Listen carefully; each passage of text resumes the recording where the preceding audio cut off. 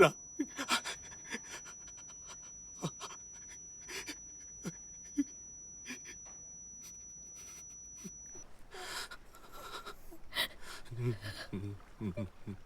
నువ్వు లేకుండా నేను నా కూతురు ఎప్పుడు సంతోషంగా ఉండాలి.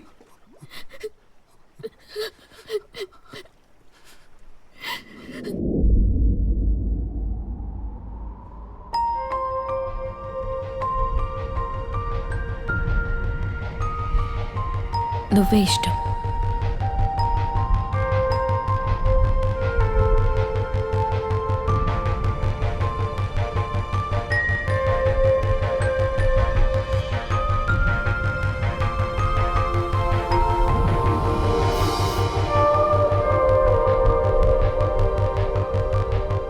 నాకు సందేహం, ఈ కళ్ళు లేని అమ్మాయితో నీ వల్ల అవుతుందా bro?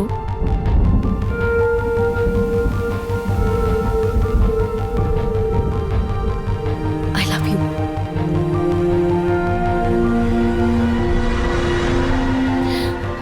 I love you. Love you two.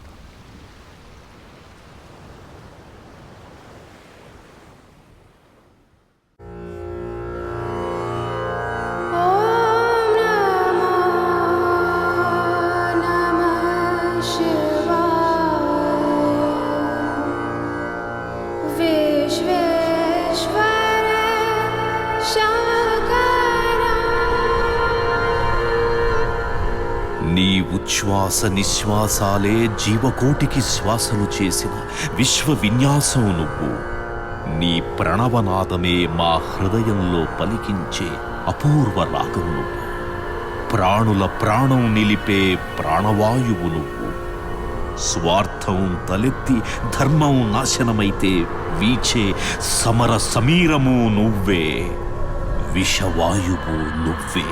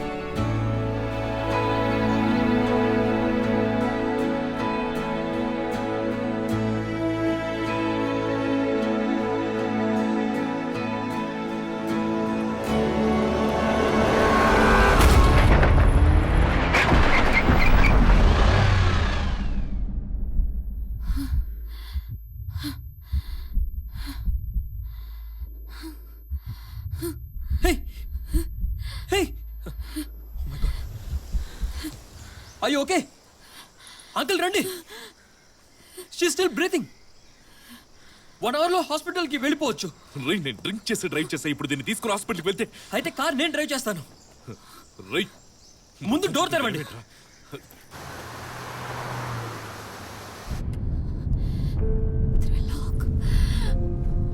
రై ఆనికి చెప్పొద్దు. నేను ఇలా చేసిన తనకు తెలిస్తే నన్నేదో డిప్రెషన్ పోతుందిరా. అంకుల్ టెన్షన్ పడకండి, నేను తనతో ఏం చెప్పను. మీరు వెంటనే డాక్టర్ ప్రతాప్కి ఫోన్ చేయండి, జరిగిందంతా చెప్పండి. తన్ని కండిషన్లో హాస్పిటల్కి తీసుకువెళ్తే పోలీసులు కేసులు నేను బెయిల్ కూడా రాదు. నీకు నా కూతురికి పెళ్లి చేయకుండానే జైలుకి వెళ్తాను. పరువు పోతుంది. ఇప్పుడు ఏం చేద్దామంటారు? మనం ఈ రూట్లో రాలేదు, యాక్సిడెంట్ చేయలేదు. అరగంటలో మనం హాస్పిటల్కి చేరుతాం. నో, ఈ అమ్మాయిని సేవ్ చేద్దాం. వద్దన్నా కదరా. నువ్వు బండా నేను ఇక్కడ వదిలేసి వెళ్ళిపోదా. తన దేవుడే చూసుకుంటాడా? దేవుడు మనల్ని క్షమించడు. Look, she struggling. మీ నాన్న చేసిన ఇలాగే అంటావట్రా? నా వల్ల కావట్లేదు, మనసు ఒప్పుకోవట్లేదు. వద్దని చెప్తున్నా కదరా. ముందు బండా. ఇదే మన ఆయనకి జరుగుంటే నీకు నా కూతురు ఆస్తి కావాలా వద్ద తీర్చుకోరా. ఆపరా ఆపరా బండే. అంకుల్ చూడండి, తను చనిపోయింది అనుకుంటా.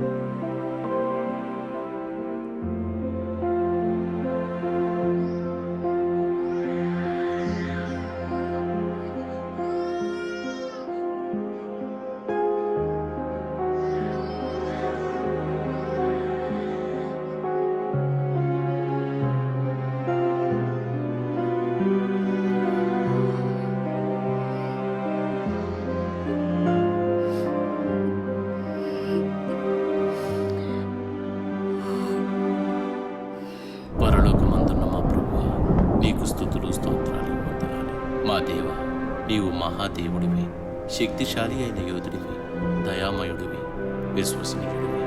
కష్టాలు మమ్మల్ని వెన్నాడుతూనే ఉన్నాయి. సహోదరుని ఆత్మకు పరలోకం ఇంతకు ముందు ఎప్పుడు రాలేదు కదా, ఇదే మొదటిసారి. ఆమేన్. పాపం ఫస్ట్ టైం మ్యాచ్గా వచ్చినట్టుంది heart attack.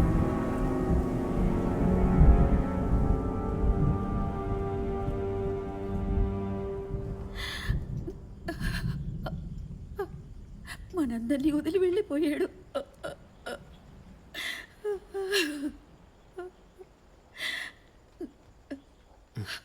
I'll take care.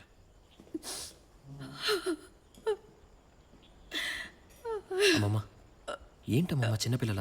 లే, ఫేస్ వాష్ చేసుకో. నీకు నేను జ్యూస్ తీసుకొస్తాను. దా మెల్లగా. చూడండి, తన అమ్మమ్మతో ఎంత స్నేహంగా ఉన్నాడో.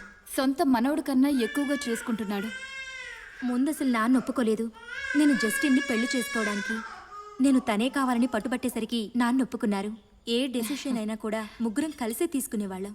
కానీ బిజినెస్ వ్యవహారం అంటూ వస్తే మాత్రం వీళ్ళిద్దరూ నాతో అసలు ఏమీ చెప్పరు. ఆఫీస్ విషయాలు ఇంటి వరకు తీసుకురావడం ఆయనకి ఇష్టం ఉండదు. అందుకే నీతో ఎప్పుడు ఏం చెప్పరు. వీళ్ళిద్దరికీ నేనంటే చాలా ఇష్టం. కానీ వీళ్ళిద్దరు నేను లేకుండా చాలా టైం స్పెండ్ చేస్తారు. నాకు తెలియని రహస్యాలు వీళ్ళిద్దరి మధ్య చాలా ఉంటాయి కదా జస్టిన్?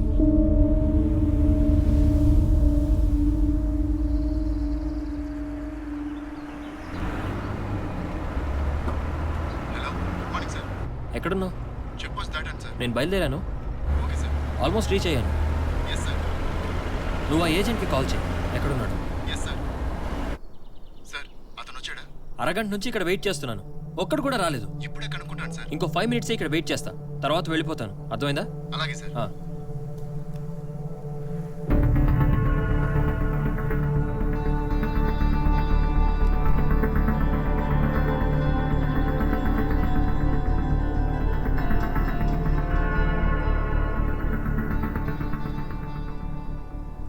హలో. నేను ట్రై చేస్తున్నాను. ఆ, కంటిన్యూస్ ఎంగేజ్. వద్దొద్దు కాల్ చేయకు. నాకు వాడి మీద డౌట్గా ఉంది. ఐ థింక్ హీస్ ఫూలింగ్ అస్. అవునా సార్? నేను నీకు ఫోన్ చేస్తాను. Okay sir. సరేనా? అలాగే సార్. ఆ, వాడి కొటేషన్ మరీ ఓవర్గా ఉంది. Okay sir. I sense something fishing. అయితే వద్దులేండి సార్. జస్టిన్, నేను బ్యాంక్ నుంచి ఇంటికి బయలుదేరుతున్నాను. ఎక్కడున్నావు? ఎప్పుడు వస్తావు? నేను రావడానికి 2 hours పడుతుంది. ఓకే. చిన్న వర్క్ ఉంది. ఫాదర్ అబ్రహాం ప్రేయర్ మీటింగ్కి డేట్ ఫిక్స్ చేశారు. మనం అక్కడికి వెళ్ళి మిగతా డీటెయిల్స్ డిస్కస్ చేయాలి. నాన్న ఇన్సూరెన్స్ ఏమైంది? అది కొన్ని ఫార్మాలిటీస్ ఉన్నాయి. మళ్ళీ కాల్ చేస్తా. ఏమైంది? మళ్ళీ కాల్ చేస్తాను నాగా. జస్టిన్,